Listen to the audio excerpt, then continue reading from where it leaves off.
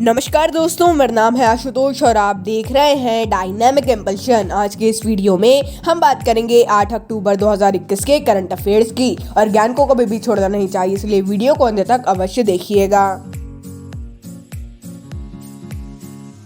सबसे पहला प्रश्न है, किस राज्य में स्मार्टफोन आधारित ई वोटिंग है ई वोटिंग समाधान विकसित किया? A Kerala, B Haryana, C Telangana, D Rajasthan.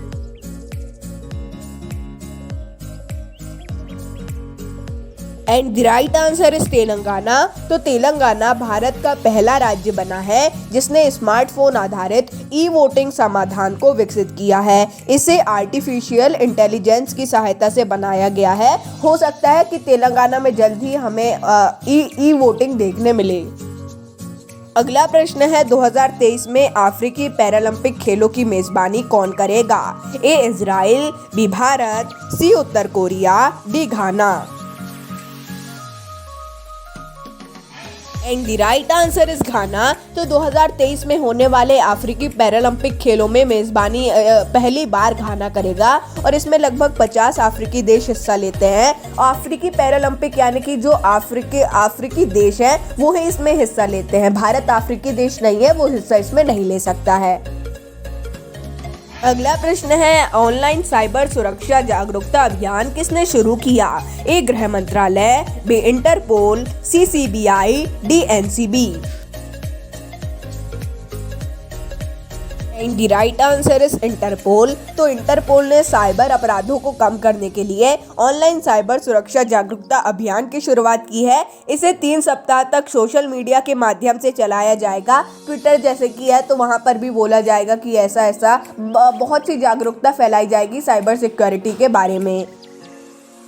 अगला प्रश्न है, कार्ड ऑन फाइल टोकन सेवा किसने शुरू की?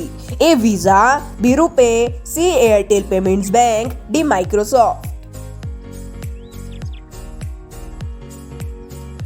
And the right answer is visa.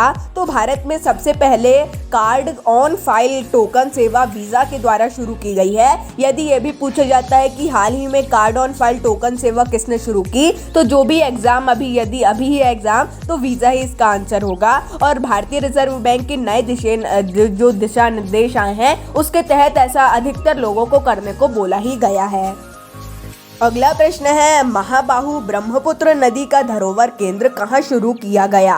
A Kolkata, B Chennai, C Raipur, D Guwahati. And the right answer is Guwahati. तो महाबाहु ब्रह्मपुत्र नदी धरोहर केंद्र गुवाहाटी में शुरू किया गया है, जिसका उद्घाटन उपराष्ट्रपति एम वेंकैया नायडू जी के द्वारा ही किया गया है। असम भी इसे राज्यों की श्रेणी में असम ही आएगा, आपको पता चल गया होगा। अगला प्रश्न है, किस मंत्रालय के तहत प्रबल को लॉन्च किया गया है? ए वित्त मंत्रालय, बी रक्षा मंत्रालय, सी गृह मंत्रालय, डी उड्डयन मंत्रालय। And the right answer is रक्षा मंत्रालय। तो रक्षा लेखा महानियंत्रक विभाग, आप इसे इंग्लिश में भी देख सकते हैं यदि चाहे तो इन्होंने प्रबल को विकसित किया है। यह पेमेंट सिस्टम है जिसके द्वारा पैसों का आदान प्रदान किया जाएगा और हो सकता है कि आगे जो पेंशनर की पेंशन रक्षा मंत्रालय के द्वारा भेजी जाती है वो इसी के तहत भेजी जाए यदि यह सफल होता है तो। अगला प्रश्न है, आजादी एट 75 न्यू अर्बन इंडिया का उद्घाटन किसने किया? A Hardeep Singh Puri, B Narendra Modi, C Yogi Adityanath, D Gajendra Singh Shekhawat. And the right answer is Narendra Modi. तो प्रधानमंत्री नरेंद्र मोदी के द्वारा आजादी एट 75 न्यू अर्बन इंडिया कार्यक्रम को शुरू किया गया है, यह पूरा नाम है इसका।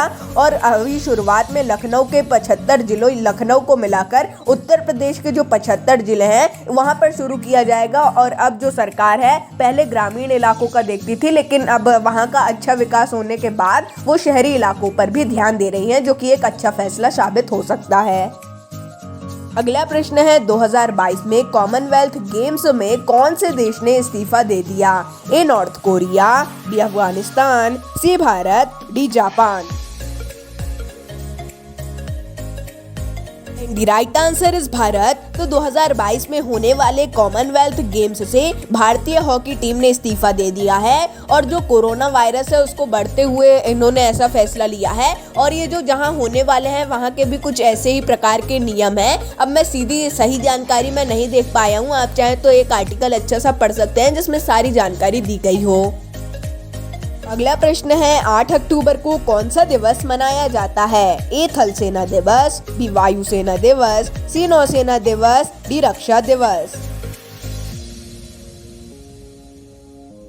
And the right answer is वायुसेना दिवस। तो 8 अक्टूबर 1932 को वायुसेना की स्थापना होने के कारण हर साल इसी दिवस को वायुसेना दिवस के रूप में मनाया जाता है और 2021 में 89वां स्थापना दिवस है ये। तो दोस्तों ये था अंतिम प्रश्न। मिलते हैं अगले वीडियो में। नमस्कार। Dynamic impulsion.